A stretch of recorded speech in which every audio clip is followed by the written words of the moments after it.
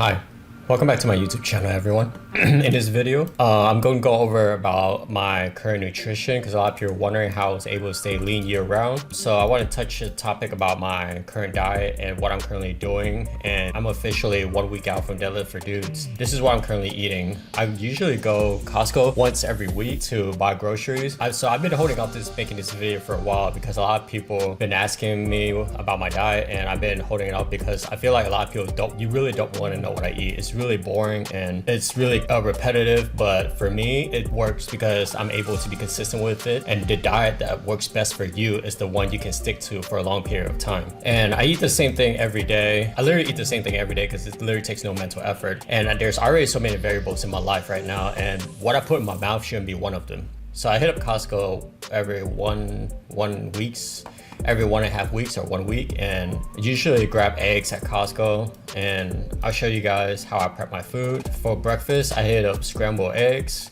get at Costco. I'm currently eating 5 whole eggs for breakfast. I know I butcher a lot of eggs. I get the pasteurized at Costco. I love the taste. I feel like eggs is one of the best thing you can put in your body in the morning. And I'm talking about the whole eggs, not the egg yolk. I highly recommend you guys eating your whole eggs and just don't throw away the yolk. You're losing a lot of gains if you're doing that. I love eggs a lot. I live by it, die by it.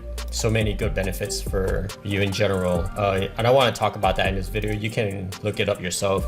Benefits of eating whole eggs. I usually have 2 packets of oatmeal, then maple brown sugar. I love maple brown sugar oatmeal. Like, it's so addicting. There's something about it that I really love. I'm able to stay consistent with it. And then a banana for breakfast. I usually try to eat 1 serving of fruit per day, and that will cap off as breakfast. Next up is lunch. I usually get chicken breast at Costco. A lot of people hate chicken breast, but I actually love it if you know how to make good chicken like I do. So what I do is I actually use rotisserie seasoning. It's really addicting to me, and I love the flavor of rotisserie. And I air fry all my meats currently because I don't have time to like cook it or grill it or whatever. The air fryer moisturize, like it keep the moist inside the chicken less dry, so it's actually really flavorful and juicy because every time I cut into the chicken afterwards, there's a good skin to it from the rotisserie seasoning. I actually like it a lot, and when you cut into it, you can see juices coming out of it. That's how you know my chicken ain't dry, and it's really good. I like eating chicken breast, and it's consistent for me. Like with the fat content and ratio, it's all consistent, so I just pick that, and it's easy. And for my carb source, it's usually rice, and I'll eat 500 grams of baked potato for lunch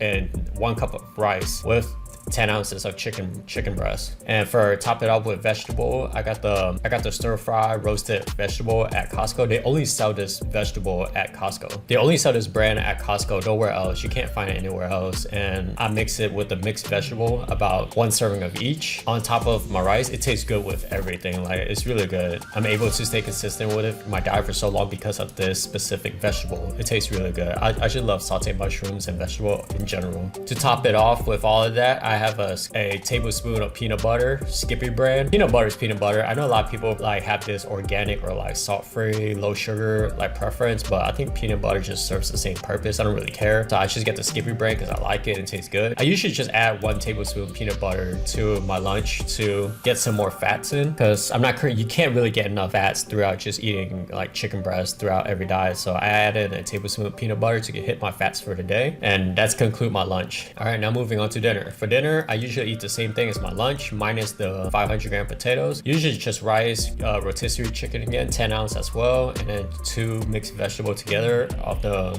roasted and the mixed vegetable, and 1 more tablespoon of peanut butter to cap off for dinner for the night. And that's my current diet right now. That's what I'm currently eating in order to stay lean. Hope that was helpful for you guys. I know my diet's pretty boring, but I'm able to stay really consistent with it, and that's what matters the most. All right, that concludes my full day of eating, what I've been eating over the last almost 1 year. If you can take anything out this video, I hope that you can understand that the diet that works best for you is a diet you can stick to for the longest period of time and be consistent with it. All right, hope you guys enjoy, and if you stayed this long to the very end, make sure you leave a like, comment, subscribe, because the YouTube algorithm will reward my channel and push this video out for other viewers to see, and it might be able to help a lot of people. Hopefully it's helpful for you guys. All right, so let's talk about my training. I'm currently 1 week out, and I know you guys saw my last video. I hit my heaviest deadlift for the prep, Now I just have rest this week. I had a final deload session, and that was my last session to conclude for this prep. I had a low bar squat at a 325. Been playing around with my technique. I literally did like 10 singles just to find my groove and figure out my form. I finally figured it out.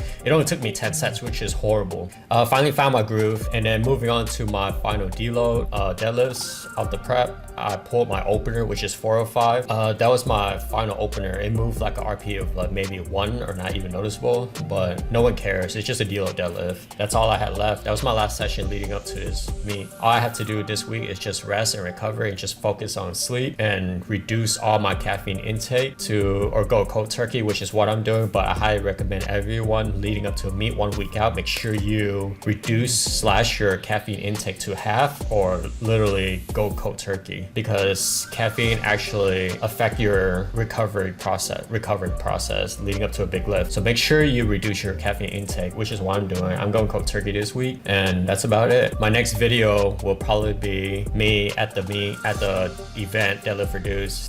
Can't wait to see everyone. I'm excited to see my friends again that's coming to do this meet along with me. Hopefully you guys can stick around, and I'll try to have as much content as I can next week when everyone is here and show you guys like all the gyms we're going to be visiting and taking over in Houston, Texas. All right, that's it for the video. I'll see you guys in a week.